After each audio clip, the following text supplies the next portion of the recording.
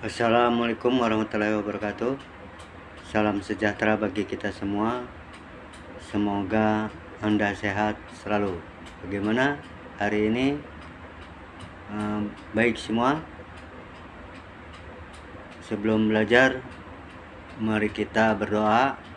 Semoga apa yang kita pelajari hari ini bermanfaat dan berguna. Berdoa mulai. Selesai. Ya, dimana hand tool ini kita lihat di PowerPoint ini ada alur pembelajarannya, ya, sesuai dengan kurikulum 2013 revisi 2017. Ya, ini 31 mengidentifikasi jenis-jenis hand tool sesuai dengan fungsinya. 41 menggunakan dan merawat macam-macam hand tool sesuai dengan SOP.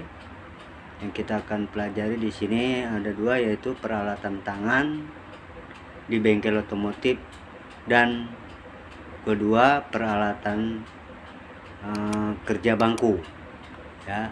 Itu kita lihat ya, nomor 1 penggunaan alat tangan.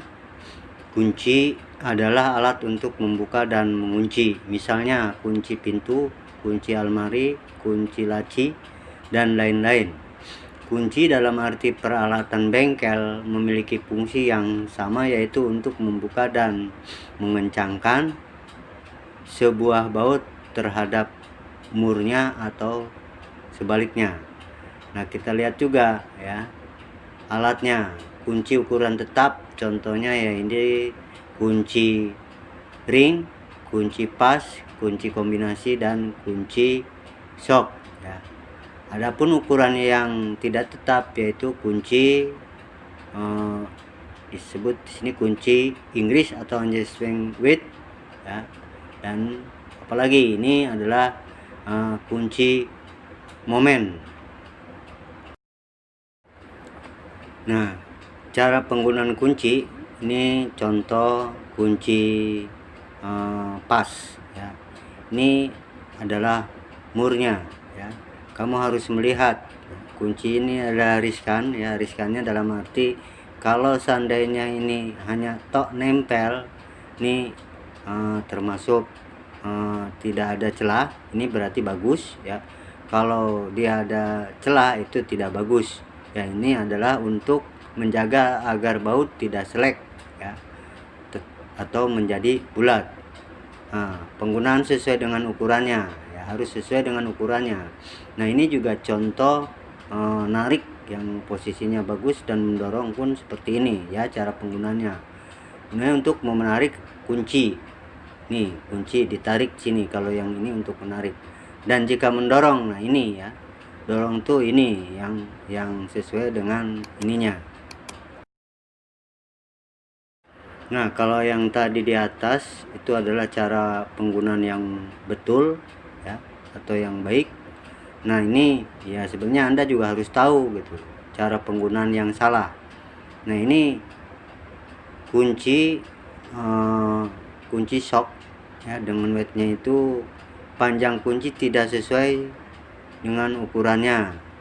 Jika cara menggunakan yang salah seperti ini, menggunakan martil, ini salah, ya. Nah, ini yang salah. Nah, yang salah juga begini juga, ya, sama nih. Ini juga ini salah karena ini kunci pas dimasukkan dengan pipa, ya. Itu salah, ya. Itu, ya. Kunci shock Anda bisa lihat, ya. Di sini ada kunci shock dua macam atau dua model, ya. Ada segi 6 ini, ya, dan segi 12 ini, ya. Ada dua macam kunci shock besar, ya, akan mendapatkan torsi yang besar. Ada kunci yang kecil, ada dua macam, panjang kunci soketnya standar dan panjang. Ukuran panjangnya ya bisa mencapai 2 atau 3 kali ukuran standar. Nah, kunci shock dengan gagang shocknya atau ratchetnya ini Anda bisa lihat ya. Ini juga ring handle-nya, ratchet handle-nya, dan sliding handle-nya. Ini spindle handle-nya. Ratchet hanya dipakai untuk memutar mur atau baut yang tidak terlalu kencang. Ini maksudnya ya, menggunakan ratchet ini yang tidak begitu kencang.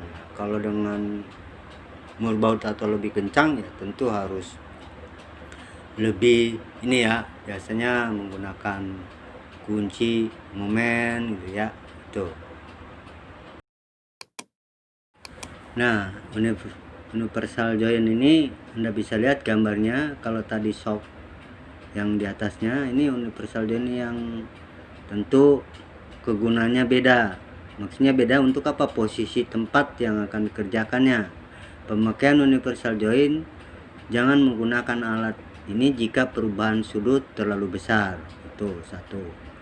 Keduanya, universal joint ini tidak dibenarkan dipergunakan bersama dengan air gun atau yang pakai tenaga angin, itu menyebabkan rusak karena tidak mampu menyerap kecepatan perubahan sudutnya.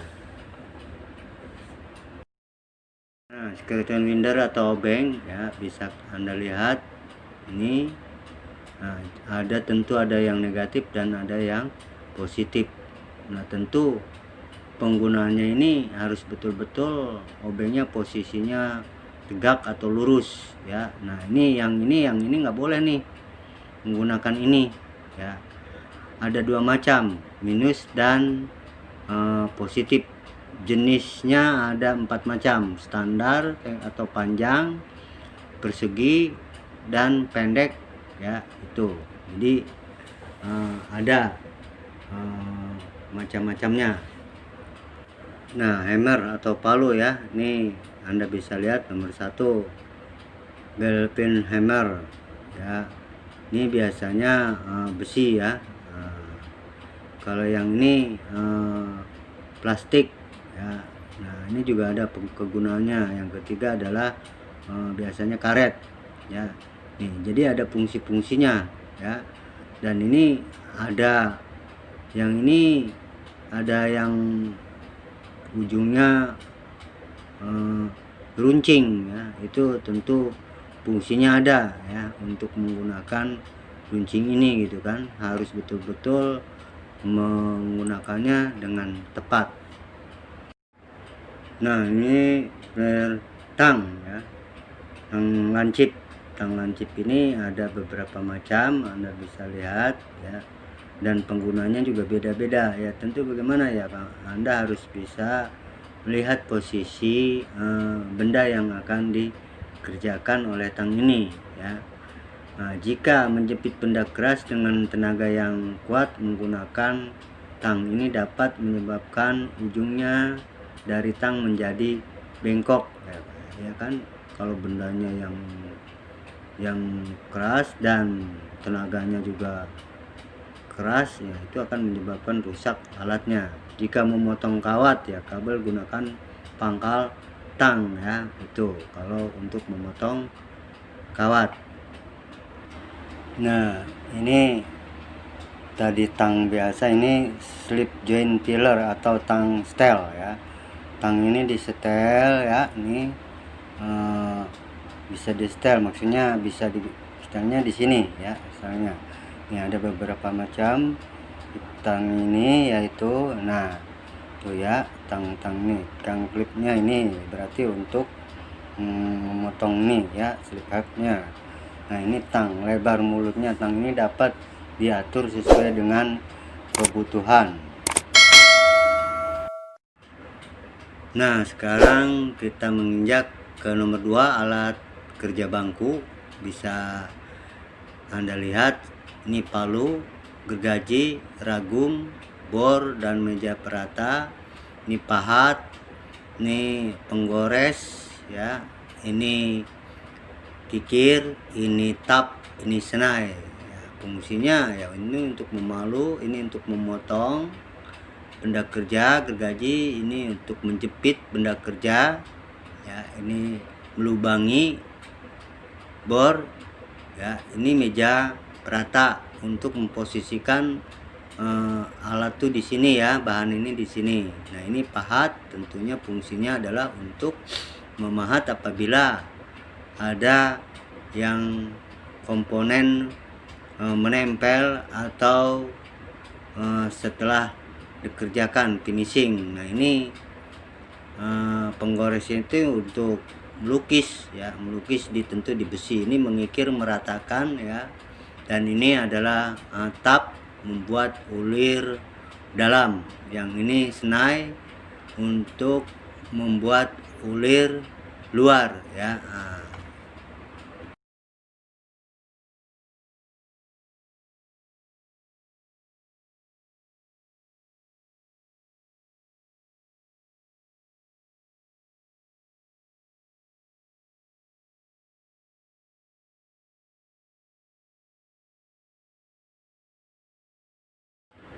Contoh penggunaan alat kerja bangku ya, kita membuat benda mur dan baut.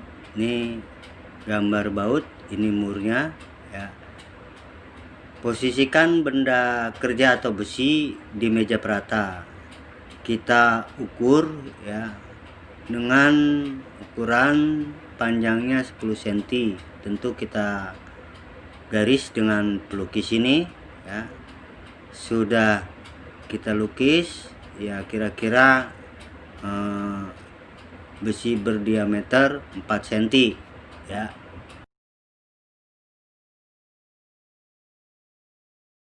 Kita lanjut ya. Tadi benda kerja sudah diukur, sudah ada ukurannya, yang mana panjangnya 10 cm. Ini kita jepit dengan ragum, kita potong dengan gergaji ya, sampai benda sudah berukuran 10 cm. Nah, setelah ukuran tadi 10 cm, kita jepit juga di ragum ya.